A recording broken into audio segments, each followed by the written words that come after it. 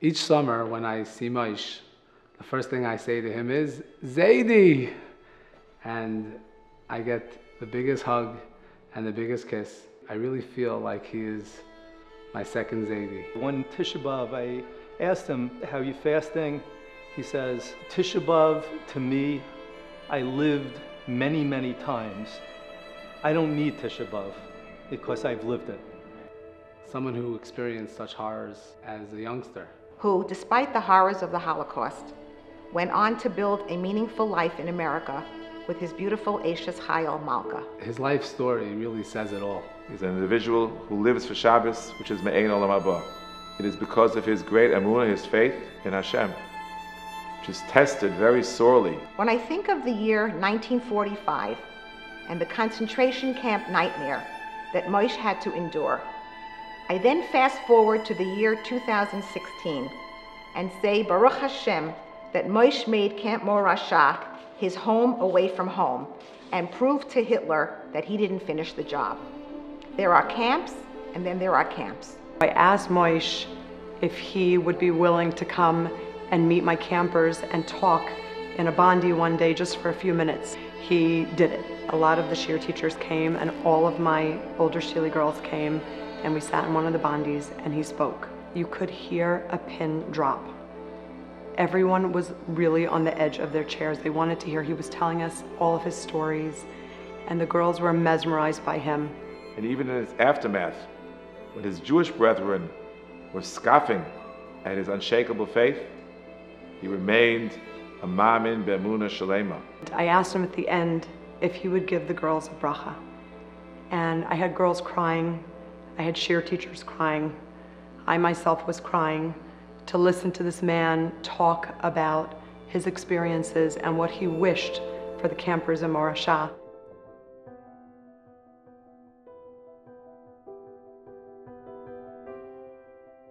I met Moshe 57 years ago, and this was a shidduch. When he came to finally meet the surviving family, which was only the three aunts and the grandfathers that he had there, they said to him, "Die Geist nicht daheim, you're not going home until you're married." This was Bashet, that's all. I've had the privilege of knowing Moish ever since the first summer that the Birnbaums came to camp. One of my first memories of camp was one of my first years. I was living in Kollel, and the Birnbaums, of course, were living at the London house. We were neighbors in the London house, sharing all the facilities for many, many years.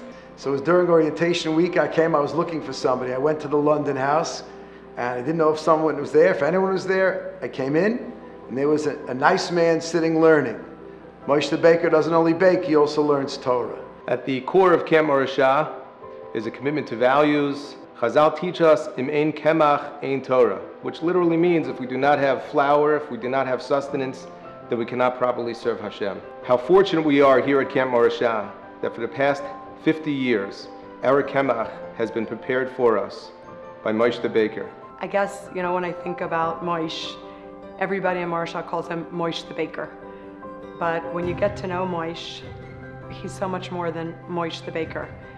He's really Moish the tzaddik, and he's Moish the Zaidi of Camp Morasha. He's an individual who in a certain sense is otherworldly. His signature products reflect not only the experience, the talent, the wisdom with which he brings to his work, but perhaps more importantly, the heart and soul, the love. The contributions of Moish the baker are literally immeasurable. Moish is a true Moshe. He's a real Anav in every way. For this summer's theme, Live to Give, Moish is the epitome of that. I understand that Camp Morasha was not the first camp that Moish and Malka worked at. However, it is the camp that they chose to stay at for 50 years.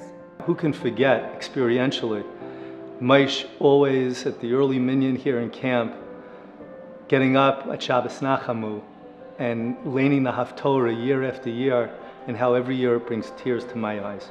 Moish's impact on the camp is not only pervasive for those who are here in camp, but also alumni and parents will often ask me, is Moish still there? The Shabbos cake still there. Is Moish still the baker? As hot chocolate is to wintertime, so is Moish's Shabbos cake to summertime. It's amazing. It seems trivial, seems like a small detail, but the Shabbos cake is taking on a life of its own. They sometimes fight over who can grab the last piece so that their Onik Shabbos would be complete. Who could forget the wonderful mural that was made in a color war sometime, maybe 15, 20 years ago? Moshe ad Moshe lo kam Moshe. From the times of Moshe till Moshe Birnbaum, nobody was quite like him. And there was mun coming down from the sky as Shabbos cake, and pieces of Shabbos cake would rain down from the sky. Moish was always very resourceful. If the ingredients didn't necessarily arrive on time, or if the equipment wasn't in perfect shape, he always managed to improvise and turn out his delicacies every time. We're honored to have them as our neighbors to our family, and those late night conversations with Moshe about anything that goes on in the world, and even talking about cake recipes and his favorite Shabbat cake just makes him glow and shine. That his greatness goes beyond his great Shabbos cake.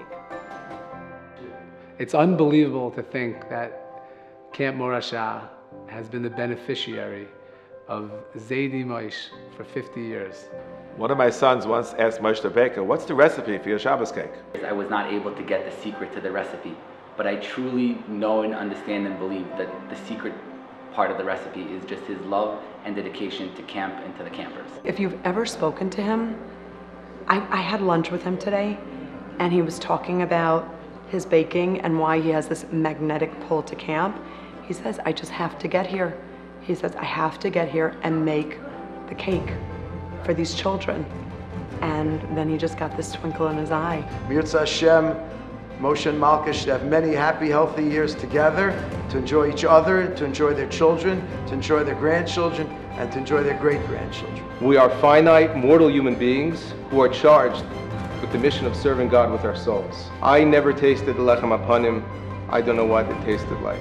But what I do know is that each and every week, we are zoche here in Morasha to be able to taste a little piece of heaven with the kemach that has been provided for us by Moish the baker.